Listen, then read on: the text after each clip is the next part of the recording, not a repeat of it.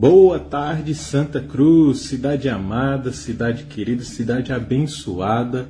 Mais um programa estamos iniciando, o programa A Voz da Profecia, um programa que é idealizado pela Igreja Adventista do Sétimo Dia. E primeiramente eu quero saudar a cidade de Santa Cruz com a paz de Deus, meus irmãos, minhas irmãs. Que o Espírito Santo esteja conduzindo cada um para a glória eterna, a volta de Cristo. Eu fico feliz por estarmos aqui unidos nesse programa, né? Quero agradecer a você que está na sua casa, no seu trabalho, no seu sítio. Que Deus abençoe ricamente. Você que está nos ouvindo através do YouTube, que Deus te abençoe. Para você que está ouvindo no rádio, né? Você vai lá no seu celular, no seu computador, na sua televisão e digita Novo Tempo Santa Cruz. E lá vai ter um símbolo adventista em azul, que é o canal da rádio, né? E você clica e tem todos os programas anteriores para você ouvir em formato de áudio. E na descrição de cada vídeo tem os nossos contatos, para você mandar uma mensagem, um pedido de oração, seu pedido de música, conversar conosco. Estamos à disposição para cada um de vocês. É uma honra, é uma alegria estar com vocês e estar com você também, Leila, nesse programa. Como você está? Tudo bem? Olá, Evandro. Olá, querida cidade de Santa Cruz da Venerada. É um prazer estarmos juntos novamente em mais um programa A Voz da Profecia. Eu estou bem, graças a Deus. Muito calor ultimamente, mas isso faz parte. E eu desejo a você que está nos ouvindo a graça, a paz, o poder de Deus, o amor, a comunhão de Jesus esteja sempre na sua vida. Estou aqui já desejando coisas boas, boas novas, boas notícias para você. Tudo de bom para você que está nos ouvindo, tá? Então, como Evandro enfatizou, não deixe de participar, peça sua música, mande seu alô, fale conosco, estamos aqui para lhe ouvir. Estamos ansiosos para ouvir a sua mensagem, seu pedido de oração, seu pedido de música, sua sugestão. Fique à vontade. Então, a partir de agora, nós vamos estudar o capítulo 4 de 1 Tessalonicenses, 18 versos, que vai falar muito ao nosso coração, a prática da santidade, a volta de Jesus, enfim. Sejam todos muito bem-vindos. Inclusive, né, Ivan, se você também quer dizer para nós como é que você tem passado, não somos psicólogos, mas nós estamos aqui com o intuito de ajudar você espiritualmente. Fale conosco. Essa é a nossa ideia, né? Estarmos juntos. Como sempre nós falamos, que você tem a Bíblia na mão e Jesus no coração. Isso é muito importante. Então já vai logo abrindo a sua Bíblia, se acomodando, se aconchegando, porque além disso vamos dedicar esse louvor a você que está nos ouvindo. Que você escute, que essa música, esse louvor inspire você a buscar a Cristo e encontrar a Cristo. Amém. Por isso que Melissa Barcelos vai cantar a música Oleiro, que eu e você somos o vaso, e que muitas vezes esse vaso, que é nós, nosso coração, nossa mente, os nossos pensamentos devem ser quebrados. E assim o oleiro, que é Jesus Cristo, refazer. Então medite na letra dessa canção, medite também no Reavivados, que traz também um resumo do que nós vamos estudar hoje. Enfim, não perca o programa de hoje. Fica por aí que essa uma horinha que a gente vai seguir agora vai ser muito especial. A gente volta já para fazer oração e para nós lermos a palavra de Deus. Fica por aí. Desde a antiguidade nunca se ouviu e nem se percebeu, nem se viu um Deus além de ti. Um Deus que trabalha para aquele que espera nele, põe a confiança em suas mãos. Te invocamos agora, Senhor. Não escondas de nós teu rosto. Somos o barco.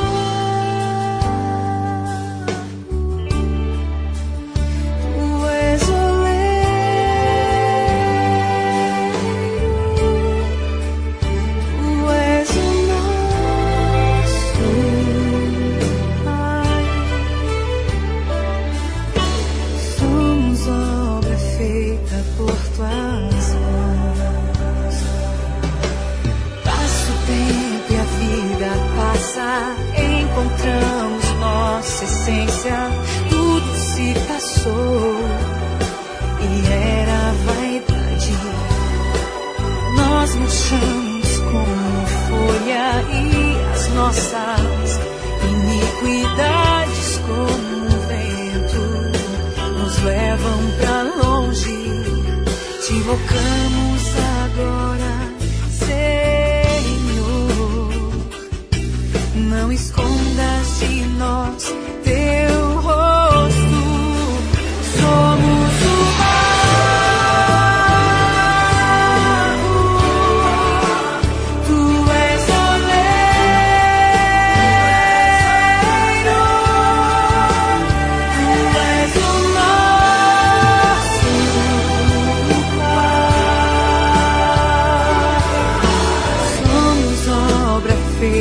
por tuas mãos. Tu és o Deus que fendes o céu, és o Deus que faz os montes ecoarem diante de ti. Teu nome é notado entre as nações, elas tremem ao entrar em tua presença.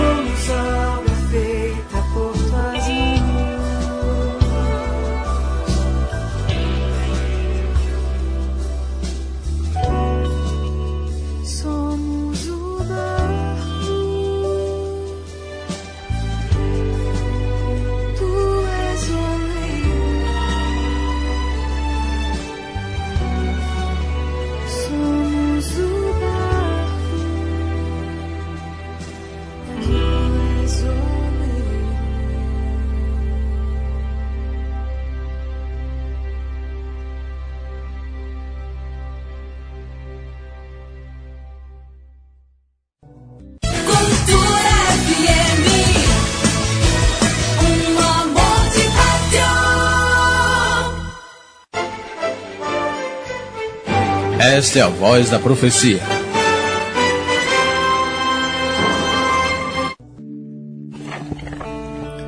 No capítulo 4 da primeira carta que Paulo escreveu à igreja cristã que ficava em Tessalônica, a partir do verso 3, encontramos um alerta sobre um perigo que rondava a sociedade daquela época. Veja: pois esta é a vontade de Deus, a vossa santificação, que vos abstenhais da prostituição, que cada um de vós saiba possuir o próprio corpo em santificação e honra, não com o desejo de lascívia como os gentios que não conhecem a Deus, porquanto Deus não nos chamou para a impureza, e sim para a santificação. 3 vezes aparece a palavra santificação. Essa repetição é uma ênfase no que deveria ser prioritário. Tal preocupação vinha do fato de que em Tessalônica havia muitos santuários de deidades gregas como Zeus, Artemis e Apolo, bem como de alguns deuses egípcios. A adoração de ídolos estimulava um clima de flagrante promiscuidade. Caberos, deus padroeiro de Tessalônica, Dionísio, Afrodite e a deusa egípcia Ísis tinham todos algo em comum: uma adoração altamente sexualizada, cheia de orgias e bebedeiras. Relações extraconjugais e prostituição eram muito comuns. A fornicação não era considerada pecado. A sociedade tessalonicense era influenciada pela cultura romana e os seus cidadãos tinham à sua disposição o serviço de um número incontável de homens e mulheres dispostos a satisfazer todos os seus desejos. E os médicos aconselhavam que esses desejos não fossem reprimidos. Diante deste contexto, os cristãos precisavam manter em mente a necessidade de santidade no meio da impureza que os cercava. Embora estamos falando de um conselho antigo, em nossos dias a impureza sexual está difundida nas mais diferentes esferas da sociedade. Músicas, filmes, revistas, sites, propagandas e outros meios são usados para disseminar a sujeira moral contrária aos ensinos da Palavra de Deus. Para se manter limpo no meio de tanta impureza, precisamos nos lembrar do conselho de Paulo. Santidade, santidade e santidade. Este é o alvo principal de todo cristão. Você já se entregou nas mãos de Deus para Ele ser o oleiro, aquele que molda a sua vida, o seu caráter, transforma? Então permita, como Melissa Barcelos cantou, Ele é o oleiro, nós somos o vaso, então vamos permitir que Ele nos transforme. Então vamos lá, meus queridos, vamos dar início à palavra de Deus. A Bíblia já está aberta, não é mesmo? Seus ouvidos já estão atentos, seu coração também já está aberto para ouvir a palavra de Deus. Então, nesse momento, eu quero pedir agora para você, em vez de abrir, fechar os seus olhos, se concentrar em Deus, porque nós vamos orar e pedir o poder de Deus sobre nós para estudarmos mais um capítulo da Bíblia. Então, vamos orar? Senhor nosso Deus, bondoso Pai, grandioso Senhor, nós agradecemos por mais esse dia, por mais essa semana, por mais esse programa. Tudo acontece com tua permissão e o Senhor permitiu que nós estivéssemos aqui novamente para levar a palavra de esperança aos teus filhos. Palavra de fé, palavra de encorajamento, mas também de ensinamento. De fato, Senhor, que o Senhor seja o oleiro nas nossas vidas, Amém. Moldando o nosso caráter, transformando a nossa vida, os nossos pensamentos, nossas ações, para que muito em breve estejamos firmes, fortes, para encontrar Jesus nos ares. Então, por favor, Deus, mais uma vez oramos, entregamos a cidade de Santa Cruz em suas santas mãos, aqueles que nos acompanham pelo rádio, pelo aplicativo ou pelo YouTube, mas que separou esse momento para te ouvir. Então, por favor, Pai, fale conosco, nos ilumine, nos dê a tua poderosa mão para compreendermos a tua palavra e, acima de tudo, praticá-la. Essa é a nossa oração. Por favor, Pai, atende, em nome de Jesus. Amém. Amém. Vamos lá, capítulo 4 de 1 Tessalonicenses. Só recapitulando brevemente, o capítulo 3 da semana passada, a gente estudou Paulo descrevendo na sua carta, onde ele enviou Timóteo para dar as boas novas, as boas notícias que foram trazidas por este apóstolo, né? Que bom que Timóteo deu boas notícias para Paulo. A gente também ouviu a mensagem que Paulo deu sobre a sua oração que ele fez pelos Tessalonicenses. Isso é um ensinamento muito grande para a gente, porque nós também que estamos aqui, o que eu acabei de fazer foi orar por você que mora em Santa Cruz, mas também a todos aqueles que estão nos ouvindo, independentemente da questão geográfica, mas que vocês estão em nossas orações. Então, hoje nós vamos estudar o capítulo 4, em que Paulo exorta a prática da santidade. Por isso a música, né, disse tanto para Deus transformar ele sendo o oleiro e nós o vaso. Nós vamos estudar também mais uma exortação que Paulo dá à prática do amor fraternal, mais conselhos para amor uns para os outros, e como será a situação daqueles que morreram em Cristo Jesus antes da sua vinda. É isso que nós vamos estudar, então fica ligadinho, fica bem ligadinha, atento para tudo que nós vamos ler agora. Então, leia junto comigo, capítulo 4 de 1 Tessalonicenses, versículo 1. Paulo exorta aos irmãos a prática da santidade. Ele diz o seguinte: quanto ao mais, irmãos, já o instruímos acerca de como viver a fim de agradar a Deus, e de fato assim vocês estão procedendo. Agora lhe pedimos e exortamos no Senhor Jesus que cresçam nisso cada vez mais. Pois vocês conhecem os mandamentos que lhes demos pela autoridade do Senhor Jesus. A vontade de Deus é que vocês sejam santificados, abstenham-se da imoralidade sexual. Cada um saiba controlar o seu próprio corpo de maneira santa e honrosa, não dominado pela paixão de desejos desenfreados, como os pagãos que desconhecem a Deus. Neste mundo, ninguém prejudique seu irmão, nem dele se aproveite. O Senhor castigará todas essas práticas, como já lhes dissemos e asseguramos. Porque Deus não nos chamou para a impureza, mas para a santidade. Portanto, aquele que rejeita essas coisas não está rejeitando o homem, mas a Deus, que lhes dá o seu Espírito Santo. Vamos dar essa pausa aqui. Conselhos, mais conselhos, exortação, orientação, instrução que Paulo dá aos irmãos de Tessalônica. Não é isso, Evandro? Sim, com certeza, né? Então lembramos, sempre nas cartas anteriores, sempre Paulo deu muitas e muitas exortações, conselhos, né? Aqui para Tessalonicenses não seria diferente. Lembrando que, sempre nos 3 programas anteriores eu falei o seguinte, que as 2 cartas de Tessalonicenses, né, a primeira e a segunda, abordam sobre a vinda de Cristo e a ressurreição. Porque a igreja de Tessalonicenses acreditava tanto na ressurreição, mas eles achavam que quando um indivíduo morria, né, eles morriam de verdade, não tinha ressurreição, nem vida após a morte. E Paulo está dizendo que quando Jesus vir, iremos todos ressuscitar, né, iremos juntos para o céu. Bom, lembrando que essas exortações, esses conselhos que Paulo aqui dá no início, né, é muito importante porque até agora Paulo já tinha dado exortações, mas nem tanto como agora, né?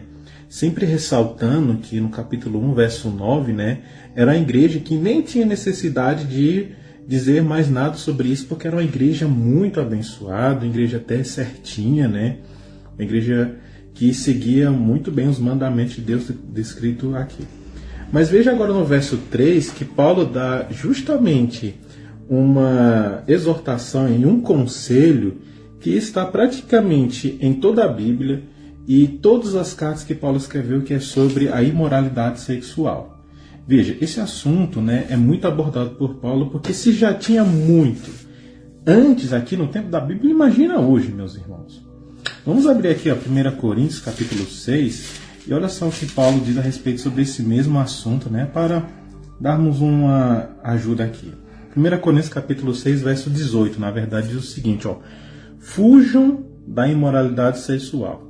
Todos os outros pecados que alguém comete fora do corpo os comete, mas quem peca sexualmente peca contra o seu próprio corpo. Olha só o que Paulo está dizendo, que esse é um pecado tão grave que destrói a própria pessoa, né? E no verso 4 fala, cada um saiba controlar o seu próprio corpo.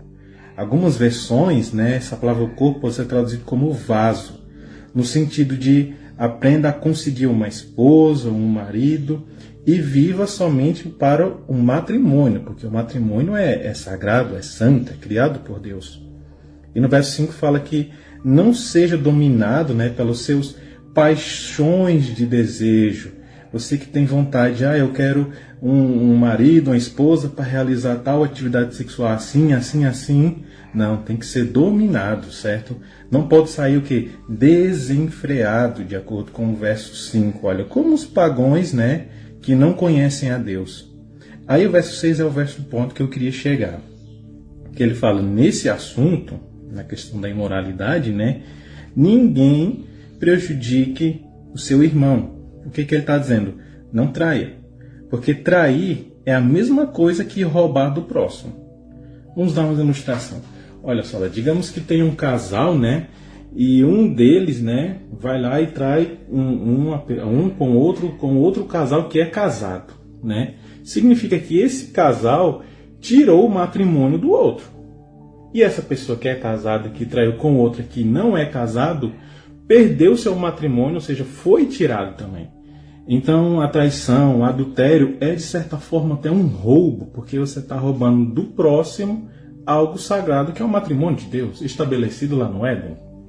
É por isso, Evandro, que Deus compara tanto Jesus sendo o noivo e sua igreja sendo a noiva. Isso quer remeter o quê? Quer dizer que nós devemos ser pessoas o quê? Puras, ter pureza. E aí a questão, gente, não é que não deva fazer sexo, não ter a relação sexual. Não é isso. Mas como ele disse, é a imoralidade, é quando foge dos padrões divinos, né? Então, nós, como cristãos, nós temos que buscar a santidade. E mais uma vez fica claro aqui que essa santidade não é porque é isenção de pecado, é porque de fato não erra, não deve errar, porque isso é impossível. A gente, claro, que confia na graça de Deus, mas essa santidade é você se separar de tudo que afasta de Deus, e inclusive a imoralidade sexual, porque desde o início Deus deixou bem claro que a relação sexual deve ser, sim, somente em casais casados. Não é junto, gente, é casado sim pela lei, casado sim pela bênção de Deus, como antigamente. Eu acredito até que isso se perdeu com o tempo, não é, Evandro? As pessoas antigamente, né, alguns anos atrás, no século passado, os anos 80, 90, nossos avós sempre tinham essa questão. Tem que casar primeiro para depois ir sim morar com a pessoa e aí ter relação sexual. Hoje em dia isso se perdeu. Né? As pessoas estão aí, meu corpo, minhas regras, o cabelo é meu, o corpo é meu, eu faço o que eu quiser. A gente acabou de ver que o nosso corpo, ele é templo do Espírito Santo. Lá em 1 Coríntios 6, 9, Paulo diz que nós somos morada de Deus.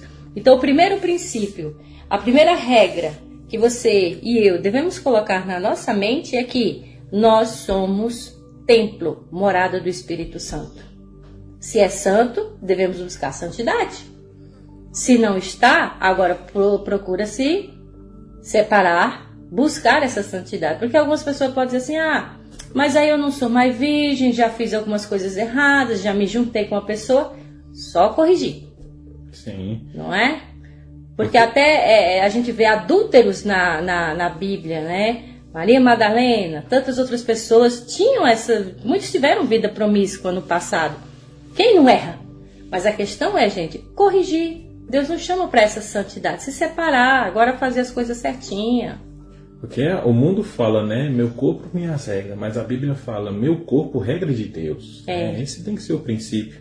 E aí é que entra o verso 8 também, que me chamou bastante demais a atenção, porque fala, aquele que rejeita essas coisas não está rejeitando o homem, mas a Deus. Então, se eu chego para um jovem, para uma pessoa e digo, meu jovem, fuja da imoralidade sexual, isso está errado, isso não se pode fazer e tal, isso. E ele fala para mim, não quero nem saber, eu vou fazer. Ele não está falando não para mim, ele está falando não para Deus. Então, por isso que esse é o ponto principal aqui. A gente está dando conselhos, não é nós que está falando, mas é Deus. Então, assim, a palavra pode estar saindo da nossa boca, né? Mas a mensagem principal é de Deus. Né? Esse é o ponto principal que queremos deixar aqui.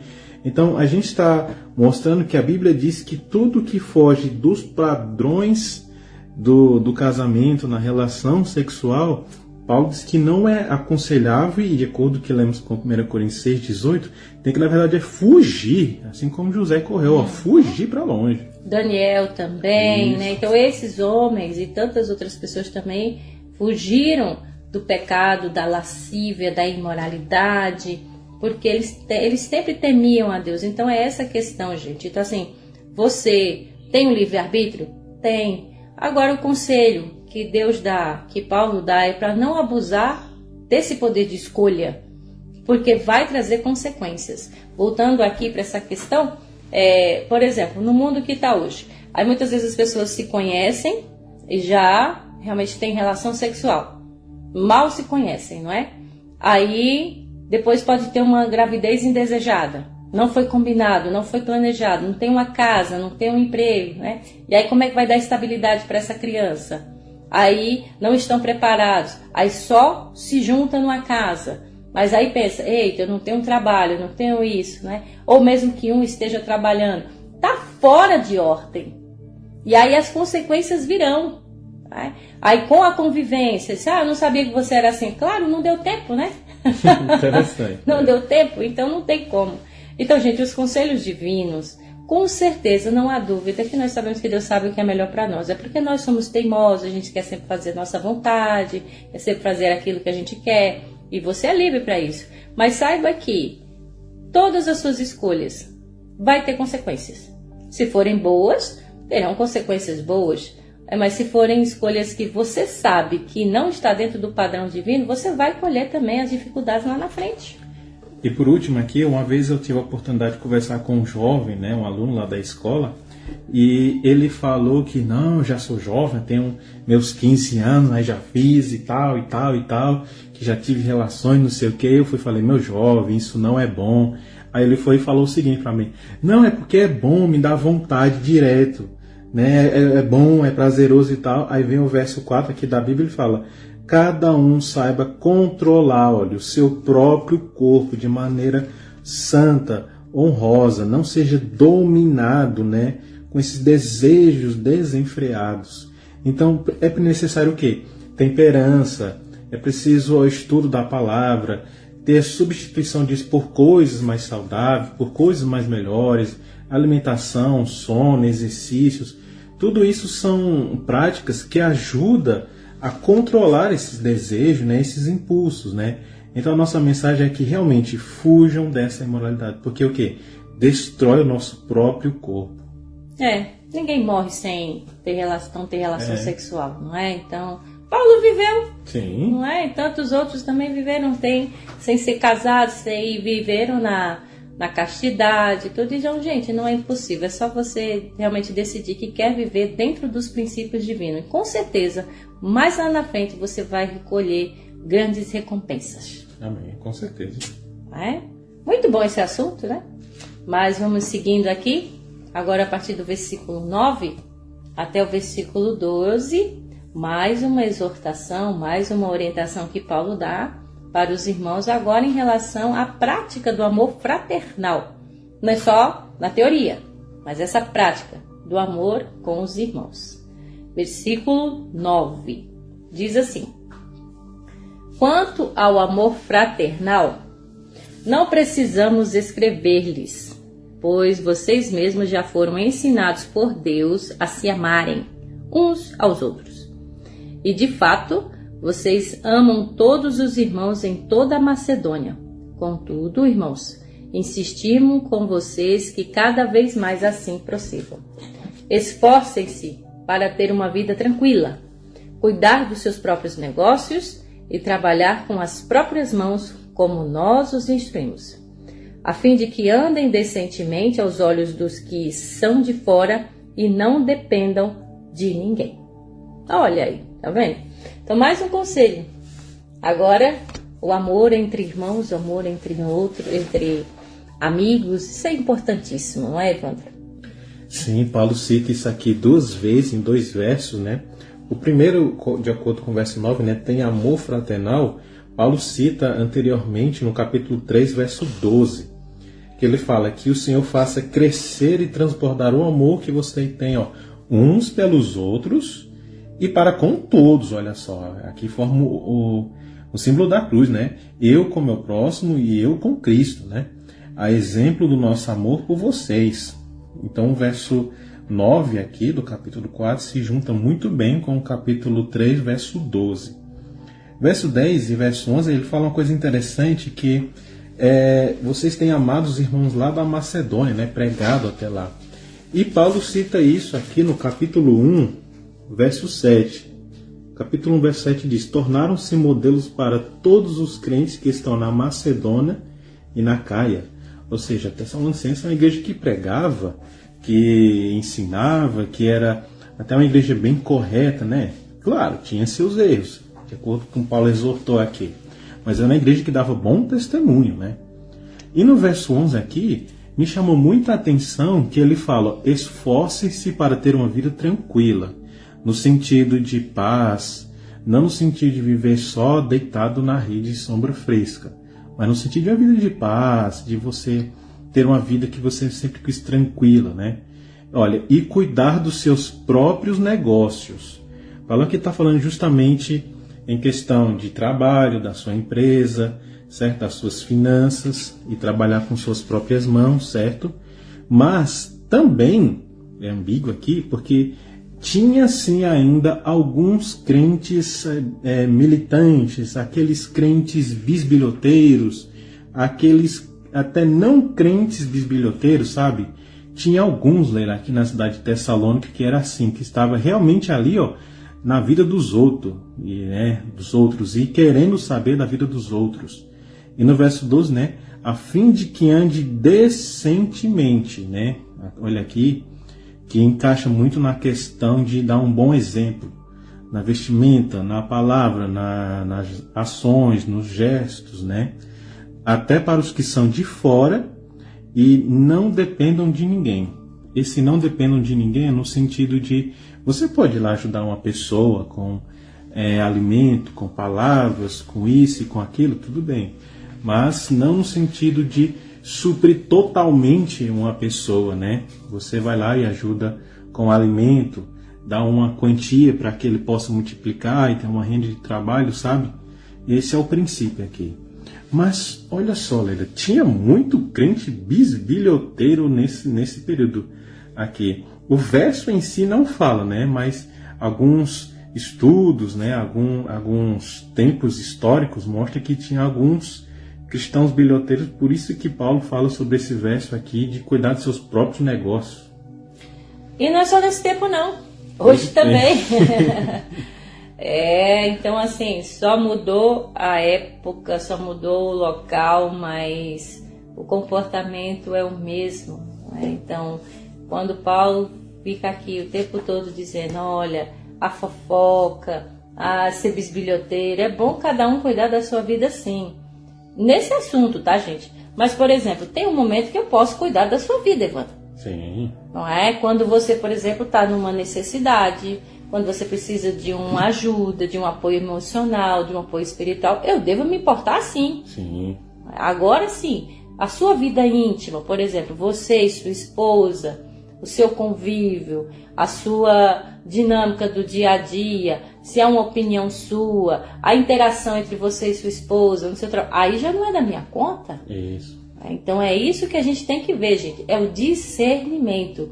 Paulo exorta, Paulo aconselha para nós termos amor fraternal, amor entre irmãos e ver essa necessidade que cada um tem. Agora, nada de fofoca, nada de ficar levantando falso testemunho, ou de ficar nas especulações, ou nas deduções. Não é isso que Deus deseja dos seus filhos e que Paulo muito menos está dizendo. Ou seja, tem um limite dessa amizade, em que eu não posso ultrapassar certa linha da sua vida. Eu chegar lá na sua casa e falar, vou entrar aqui e vou já abrir na geladeira, já vou pegando tudo que eu quiser lá, vou tomar um banho, vou fazer o que eu quiser, tirar o sapato e ficar por ali, né, e ficar curiando da sua vida. E aí, como é que tá você e sua esposa? Sua esposa lavou roupa hoje? Isso não me diz respeito. Agora, sua necessidade espiritual, emocional, se está faltando um alimento na sua casa, aí sim eu devo me importar. Esse é o amor que a gente deve demonstrar, viu, gente? Então, Deus nos dá sabedoria para ter esse discernimento. Até que ponto nós devemos, sim, não ser, digamos, enxeridos, mas também demonstrar que devemos nos importar com o irmão, de verdade. E esse amor fraternal tem que ser amor genuíno, verdadeiro, né? Eu já vi um caso uma vez de uma irmã que pegou uma cesta básica, né, junto com a igreja e foi doar para uma pessoa. Na hora que entrou na casa, ela disse que estava reclamando do cheiro da casa, de como a casa era. Saiu e foi fofocar para as irmãs sobre a casa da pessoa que foi receber, né, a cesta básica.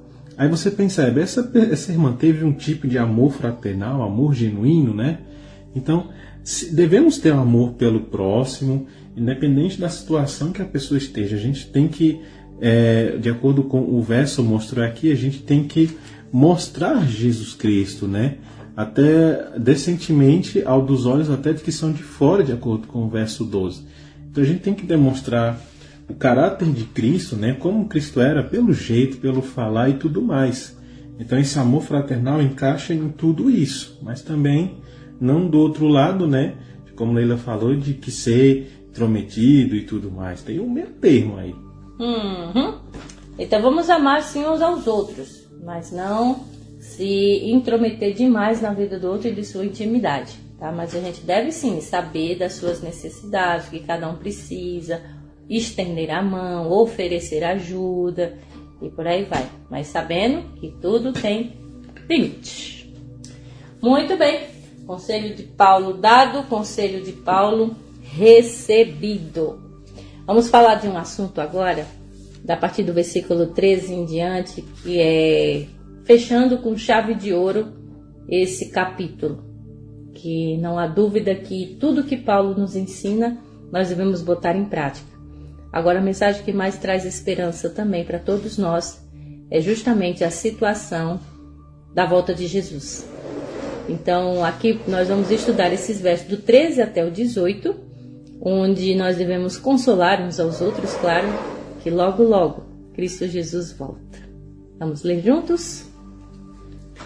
Irmãos, não queremos que vocês sejam ignorantes quanto aos que dormem, para que não se entristeçam como os outros que não têm esperança. Se cremos que Jesus morreu e ressurgiu, cremos também que Deus trará, mediante Jesus e com ele, aqueles que nele dormiram. Dizemos a vocês, pela palavra do Senhor, que nós, os que estivermos vivos, os que ficarmos até a vinda do Senhor, certamente não precederemos os que dormem. Pois, dada a ordem, com a voz de arcanjo e o ressoar da trombeta de Deus, o próprio Senhor descerá dos céus, e os mortos em Cristo ressuscitarão primeiro. Depois, nós, os que estivermos vivos, seremos arrebatados com eles nas nuvens, para o encontro com o Senhor nos ares. E assim estaremos com o Senhor para sempre. Consolem-se uns aos outros com essas palavras. Amém. No início, Paulo nos chama para santidade. Sermos separados, sermos diferentes, fazer a vontade de Deus, amar os irmãos, ajudar uns aos outros. E tudo isso também tem um propósito. Um dia estarmos juntos todos no céu. Vivermos para sempre na nova terra, numa terra restaurada. E está aqui. A volta de Jesus, que é a maior esperança de todas. Mas até lá, nós estamos cumprindo tudo isso que Paulo está nos ensinando, que Deus tem mostrado. Aqui Paulo enfatizou a situação daqueles que dormem em Cristo Jesus. Mas aqueles também que estão vivos, como devem, então, viver isso? Eu queria enfatizar aqui, Evandro, nessa mesma situação, esses mesmos versos, de 1 Tessalonicenses, se você quiser abrir aí também em casa, 1 Coríntios, capítulo 15. Abra junto comigo aí, primeira Carta aos Coríntios, no capítulo 15. Então, Paulo já deu essa certeza da volta de Jesus e a situação daqueles que estão esperando Jesus voltar aos coríntios. E aqui conosco também. Abriu sua Bíblia aí? 1 Coríntios, capítulo 15. O versículo é o 51 até o 58. Olha só o que diz, 1 Coríntios, capítulo 15, vamos ler do versículo 20. Isto afirmo, irmãos, que a carne e o sangue não podem herdar o reino de Deus. Nem a corrupção herdar a incorrupção. Eis que vos digo um mistério, nem todos dormiremos, ou seja, nem todos chegarão ao sono da morte, mas transformados seremos todos, no momento, no abrir e fechar de olhos, ao ressoar da última trombeta, a trombeta soará, os mortos ressuscitarão incorruptíveis, e nós seremos transformados, porque é necessário que este corpo corruptível se revista da incorruptibilidade, e que o corpo mortal se revista da imortalidade. E quando este corpo corruptível se revestir da incorruptibilidade, e o que é mortal se revestir da imortalidade, então se cumprirá a palavra que está escrita: tragada foi a morte pela vitória. Onde está, ó morte, a tua vitória? Onde está, ó morte, o teu aguilhão? O aguilhão da morte é o pecado, e a força do pecado é a lei. Graças a Deus que nos dá a vitória por intermédio de nosso Senhor Jesus Cristo. Portanto, meus amados irmãos, sede que firmes, inabaláveis e sempre abundantes na obra do Senhor, sabendo que no Senhor o vosso trabalho não é vão. Que palavras reconfortantes. Gente, tu acordou hoje, imagina, sem esperança, sem fé, desanimado. Aí você vê aqui essa palavra de esperança, de fé, de momentos em que a gente tanto aguarda, que é Jesus voltar nas nuvens dos céus. E sabendo que Cristo Jesus, ele vai voltar e levar aqueles que realmente o aceitaram. Então Paulo está deixando bem claro aqui, em Tessalonicenses, capítulo 4, que os mortos em Cristo vão ressuscitar. Aqueles que aceitaram, aqueles que sofreram, que morreram por Jesus, vão ressuscitar, quando ele voltar. E eles vão para o juízo? Não, gente, eles já vão direto para o céu, já vão ser salvos. Jesus virá dar a recompensa para cada um deles. Mas e eu e você? E se nós estivermos vivos? E glória a Deus, e oxalá que a gente esteja preparado, não é, Evandro? Isso. Vamos junto com eles. Amém. Imagina que bênção, não é? Que bênção. Porque o verso 7 fala que Cristo não nos criou para a impureza, mas sim para a santidade. Então, se eu colho impureza na minha vida, eu serei impuro. Se eu colho santidade na minha vida, eu vou para o céu, literalmente, porque é a vinda de Cristo, né? Então, se eu pratico maus obras vai vir na minha vida. Mas veja, o verso 13, né, fala que não queremos que vocês sejam ignorantes, no sentido de, olha, não se equivoquem. Aí Paulo fala, aos que dormem. Aqui tem um ponto muito importante, vamos analisar essa palavra dormem. O capítulo aqui, né, na verdade a carta inteira de Tessalonicenses foi escrito na língua grega. Essa palavra dormir, do grego, significa koimao. Então, por exemplo, se você vai na Grécia e você gritar lá para as pessoas baptizo, as pessoas vão entender mergulhar. Se você falar para as pessoas kaimao, eles vão entender dormir.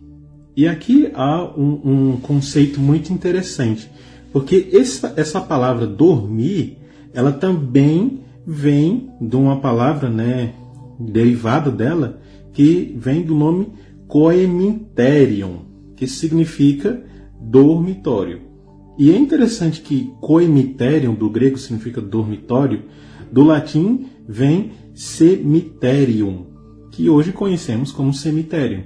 Então Paulo está dizendo aqui, não naqueles que estão dormindo lá na cama, na rede, não. É no sentido de morte. Então veja que a Bíblia considera a morte de alguém como um sono. Lembra lá João capítulo 11, verso 11, que Jesus falou, olha, meu amigo Lázaro está dormindo, mas eu vou acordar. Ou seja, Jesus estava dizendo, ó, meu amigo Lázaro, ele está koimao, ele está dormindo. Não está falando que é morte necessariamente, certo? Mas no sentido de um estado de sono profundo. E Paulo diz aqui no verso 3, para que vocês não se entristeçam, ou seja, Paulo pede para as pessoas erguerem a cabeça, né, e crer na promessa de Deus. Apesar de que a morte é um luto, né, no nosso coração, um buraco, né, que não queremos que nossos entes queridos se vão, mas a Bíblia fala que a morte é um sono. Então, por exemplo, se o seu ente querido, né, infelizmente, ele faleceu, mas ele está dormindo em um sono profundo, certo? Aí no verso 13 ainda fala, como os demais, né? Ou seja, como os não cristãos acreditam, né? De acordo com o verso aqui, os não cristãos acreditavam que morreu, acabou. Mas Paulo fala, ó, como os não cristãos, ele acha disso. Mas Deus afirma que a morte é um sono. certo? E no verso 14, se cremos que Jesus morreu e ressurgiu, ele também trará a vida para aqueles que estão dormindo. No verso 15 ele fala, né, na sua vinda. Isso é muito interessante, né? Ó. Essa vinda do grego também significa parousia, que é o mesmo citado lá em Mateus capítulo 24, verso 3. Que os discípulos perguntaram, mestre, qual vai ser os sinais da sua vinda? E Jesus falou, é isso, é isso, é isso, é isso. Então é justamente a vinda literal de Cristo vindo a essa terra. Quando é, não sabemos, mas Jesus Cristo irá vir, né? E no verso 15 fala, nós, os que estivermos vivos, ficarmos até a vinda, certamente não precederemos os que dormem. O que Paulo quis dizer? Preceder, aqui do grego, significa pantanou, que significa estar à frente. Ou seja, nós que estamos vivos não vamos ultrapassar os que estão mortos. Vamos o quê? Todo mundo junto. Esse é o ponto. E o verso 16, né? Pois dada a voz do arcanjo, o próprio Cristo ressoar a trombeta, o próprio Senhor descerá do céu e os mortos em quê? Em Cristo, olha só. Os mortos que crerem em Cristo vão ressuscitar. Os que não creram ficarão ainda no pó da terra. E é interessante que fala, né, mortos em Cristo de todas as eras. É bom frisar isso também. E o verso 17, né, depois nós, os que estivermos vivos, seremos arrebatados. Aqui do grego é ardazo, que significa tomar para si. Então Cristo vai vir a essa terra tomar para si nós e levar para junto dele, de acordo com o que a Bíblia fala. E o verso 18, consolem-se uns aos outros com essa palavra. Paulo está dizendo o seguinte, olha, eu estou lhe dando essa sugestão carinhosa que vocês falem uns para os outros, e de modo para todo mundo, que saibam que Cristo vai voltar, que a morte não é morte literal, porque é só um sono, um estado de sono, que logo Cristo virá e nos acordará, os que dormem no caso, e os vivos que estiverem vivos, os mortos que creram em Cristo, verso 16, subiremos todos para o encontro de Jesus no céu. Que fé! A gente reparou bem aí, né? Até Paulo se incluiu. Nossa. Isso, nossa, é verdade. Mesmo que seja para o tempo dele, né? Jesus não voltou na época de Paulo, mas a esperança é que ele sabe que o quê? Que está salvo. Como ele disse, né? Quando ele foi para Timóteo, que combateu o bom combate, guardou a fé, e ele está só esperando a sua coroa. Então isso é a certeza. Então, gente, Paulo tinha absoluta certeza de que vai morar com Jesus, de que vai ser salvo. Gente, que fé! Não é? Eu e você chegamos a esse patamar e ter essa fé e saber assim, não, quando Jesus voltar, eu vou sim. Aí muitas pessoas podem interpretar como uma arrogância. Não, gente, é você reconhecer que de fato você está no caminho certo. Se você está fazendo o que é certo, por que ter medo? É aquela coisa, né? Quem não deve, não teme. Então, tá certinho o que você está fazendo, não pelas obras, claro, mas o seu relacionamento com Jesus concretiza essa mesma fé que Paulo tinha? Porque, incluindo aqui Eclesiastes capítulo 9, verso 5, fala, pois os vivos sabem que morrerão. Eu sei que eu vou morrer, mas os mortos nada sabem. Para eles não haverá mais recompensa, e já não tem mais lembrança deles. E o verso 10 fala, o que suas mãos tiveram que fazer, que façam, com toda a sua força, pois na sepultura para onde nós vamos, não há atividade, planejamento, nem conhecimento, nem sabedoria. Então, eu quero falar para você, meu irmão, que acredita que depois que uma pessoa morre, já vai direto para o céu, para o inferno, para o purgatório. Eu reconheço a sua fé e a sua crença e não estou querendo atacar, não é isso. Mas o verso 3 aqui fala, né? Gentilmente eu falo que a palavra dormir mostra então que a morte é um estado de sono. A pessoa quando morre não vai para lugar nenhum, volta para o pó da terra, assim como Cristo quando criou Adão foi do pó e morreu, volta para o pó. E está inconsciente, né? Não está sabendo. Tanto é, gente, que Cristo ressuscitou Lázaro e ele disse, Lázaro está dormindo, eu vou para despertá-lo. Então Jesus ali também comparando A morte é um sono. Muito bem, chegamos ao final do programa de hoje, do capítulo de hoje. Queremos que você agora preste bastante atenção também nas palavras finais do pastor Michelson Borges. E já que a gente falou da ressurreição, da volta de Jesus, fique com a música de Riane Junqueira, Eu Não Preciso Mais Sonhar. Por quê? Porque vai abraçar o Senhor Jesus e rever pessoas que um dia morreram em Cristo Jesus. Fica por aí, gente, que a gente volta já. Olá, tudo bem com você? Hoje vamos analisar o capítulo 4 de 1 Tessalonicenses, um capítulo que trata de verdades importantes sobre a ressurreição, sobre a volta de Jesus e que merece nossa atenção. Antes de falar da grande esperança da volta de Jesus, Paulo descreve a vida que devemos ter. A vida cristã pressupõe crescimento. Não basta conhecer os mandamentos de Deus, temos que colocá-los em prática. Dos versos 3 ao 5, não devemos ser dominados pelas paixões. A razão santificada deve estar no controle, sempre. Imoralidade sexual não combina com santificação e degrada o ser humano. O grande esforço de Satanás consiste em levar as pessoas a se deixar dominar por desejos desenfreados, achando que isso é liberdade. Verso 6. Ninguém prejudique seu irmão, nem dele se aproveite, financeiramente, emocionalmente, sexualmente, etc. Prejudicar ou se aproveitar de alguém é pecado. Que fique bem claro isso.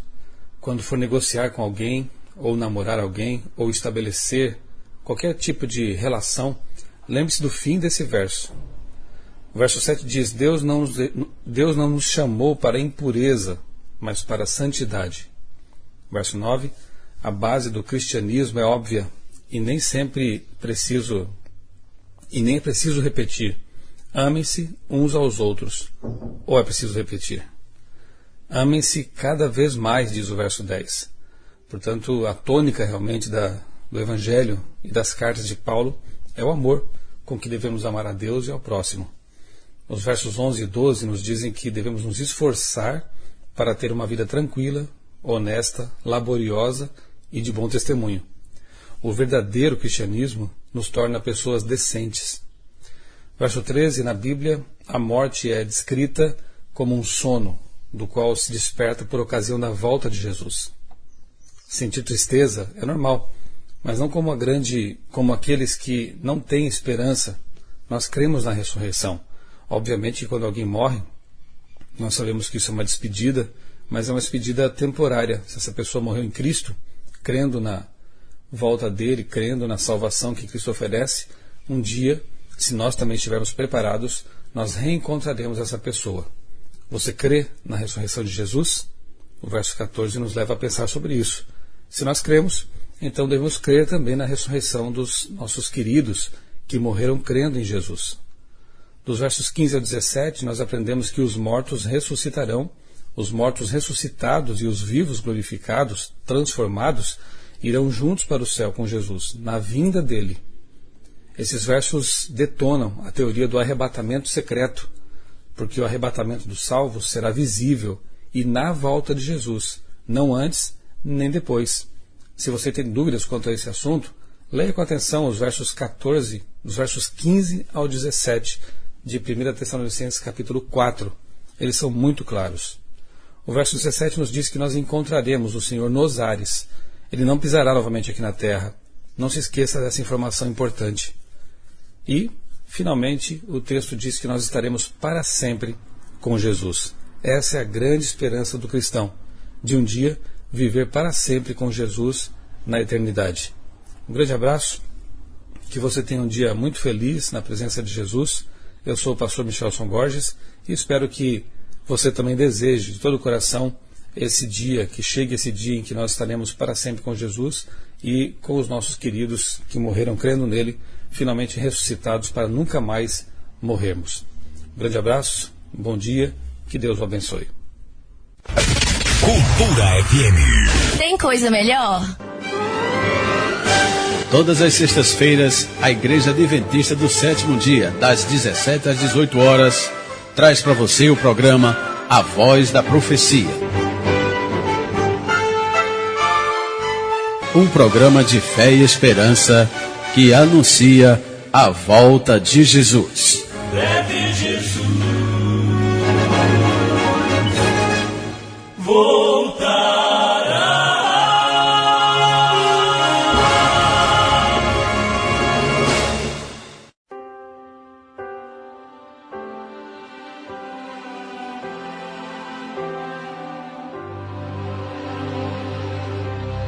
Sempre ouvi que existe um céu que meu Jesus preparou pra mim, mas nunca pude imaginar o que estava me esperando neste meu novo e lindo lar.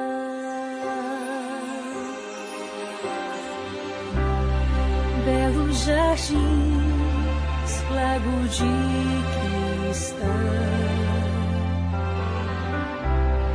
lindas mansões, vida eterna, flores que nunca murcharão, não há mais sombra do não, um novo céu, um novo lar.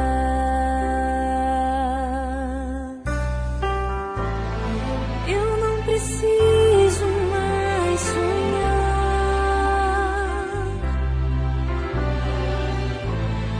posso abraçar o meu Jesus,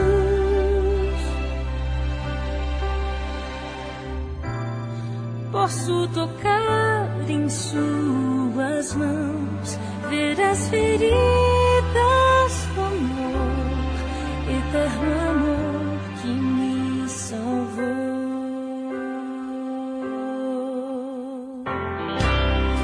Quanta emoção quando encontrei amigos e irmãos por quem sempre orei,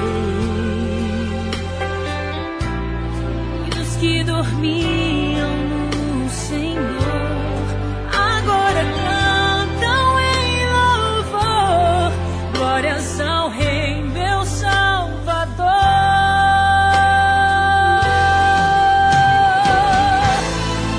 Eu não preciso mais sonhar,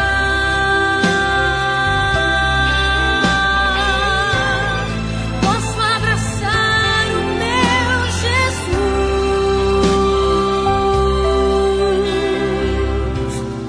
posso tocar em suas mãos, ver as feridas do amor, eterno amor que me salvou.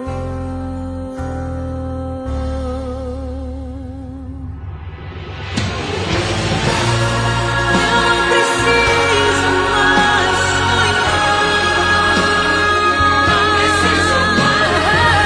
sonhar, posso abraçar o meu Jesus,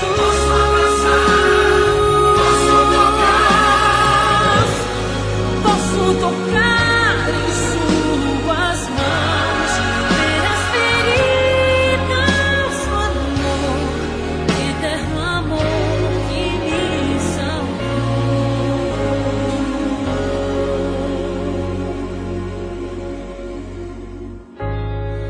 eterno amor que me salvou.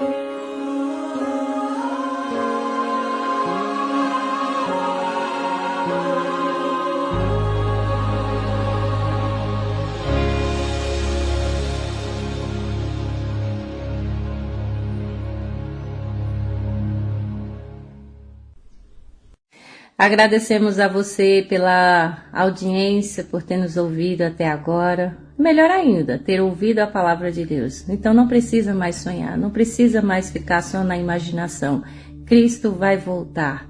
E aqueles que o aceitaram, que deram sua vida, que viveram por Jesus, para Jesus, com certeza estará no céu. Tem essa mesma certeza que Paulo, como ele disse para o seu amigo, que guardou a coroa, que guardou o bom combate, combateu, agora ele está só esperando Jesus voltar para vir buscar. Tenha essa mesma certeza. Desejo a você um ótimo sábado, bom final de semana e até a próxima sexta-feira, se Deus nos permitir. Um abraço. E lembre-se, irmãos, ainda que você ande pelo vale da sombra da morte, não tema, pois Deus é com cada um de nós. A mensagem do programa de hoje é: por mais que nossos entes queridos estejam dormindo, logo logo Cristo ressuscitará e nos levará todos juntos para o céu e estaremos para sempre com Cristo Jesus. Essa é a promessa. E como o verso diz, eu quero consolar você com essas palavras.